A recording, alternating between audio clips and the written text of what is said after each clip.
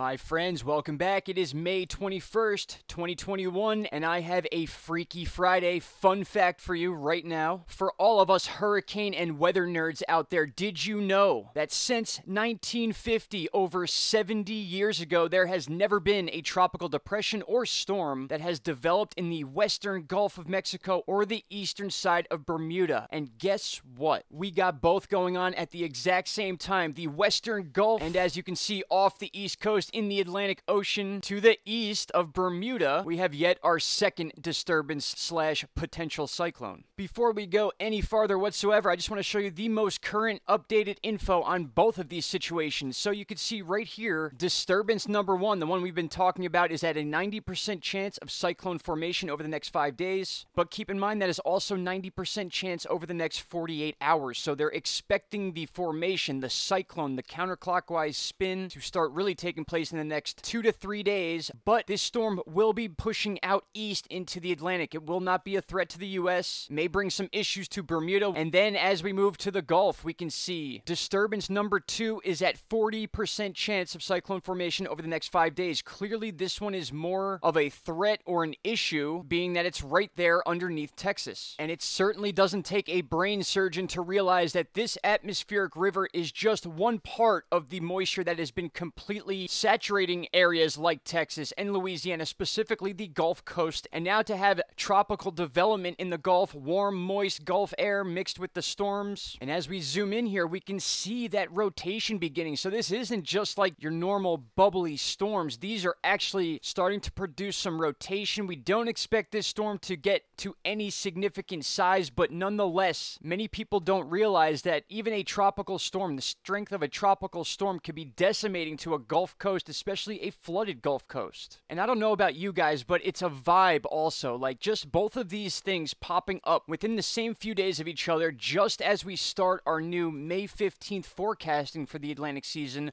Already we break a 70-year-old record. Even though it may not be some earth-shattering record, it's still very significant when it comes to the formation of these storms. To go 70 years without a storm forming in this spot, or exactly this spot, and then to have both happen at the same time just as the season's beginning, you have to see the significance in that situation. In fact, speaking of Louisiana, which is obviously right next to Texas, take a look at some of these numbers. 1907 is still the record holder with 21.45 inches of rain, but 2021, which isn't even over yet, by the way, is already at 19.02 inches for Lake Charles, Louisiana. And to follow up on our friends over in Texas, conditions are conducive enough for tropical development in the western Gulf of Mexico. AccuWeather senior meteorologist Rob Miller said, however, it will have to become better organized quickly since it will track inland by the evening. So the main bit of info you want to take from this is that it probably won't have enough time to really develop and enhance that counterclockwise spin before making landfall, but we need to understand we are dealing with a moisture system that is going to be bringing more moisture to an already saturated area. For those of you that want to get detailed information on this almost on an hourly basis, you can come over to Tropical Tidbits and then click on the Current Storms tab and you will see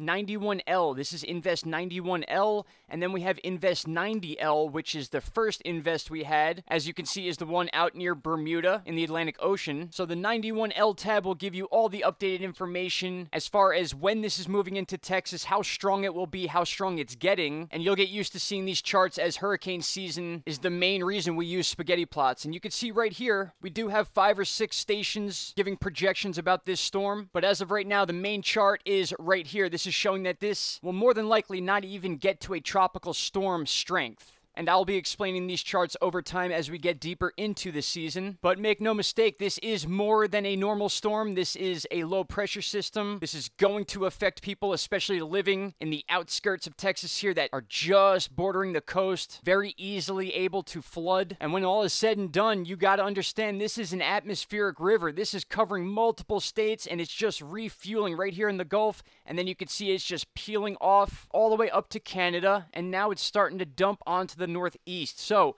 the Gulf of Mexico, Canada, and the Northeast are all sharing a moisture system. You know, if we're gonna have a storm, I'd rather have one like this to ease us into the preparation state that we need to be in for hurricane season, especially after last year. People can get desensitized to storms. We've talked about that in the past when you see category 3s and 4s and then all of a sudden you see a 1 or 2 and you automatically think that it's not dangerous anymore, and that's where people are left vulnerable and left without any sort of help. So long story short, if anything, maybe this will help people just get prepared. It's not going to be that super serious. We're going to get some wind, some coastal flooding, obviously flash flooding with some of the storms that spawn off because of this situation. But the long and short of it is it should come and go, and the real preparation will begin for the 2021 Atlantic hurricane season. My friends, thank you so much for watching the video. If you have not already, please like, share, and subscribe to the channel. Clicking that bell is very important. Click all notifications so you get all the notifications from the channel. Thank you all so much. Shout out to Canada, and thank you all so much for the birthday wishes. It was amazing. I'm continuing the birthday weekend, as anyone should that has a birthday close to or around the weekend. But I really appreciate each and every one of you reaching out and saying happy birthday.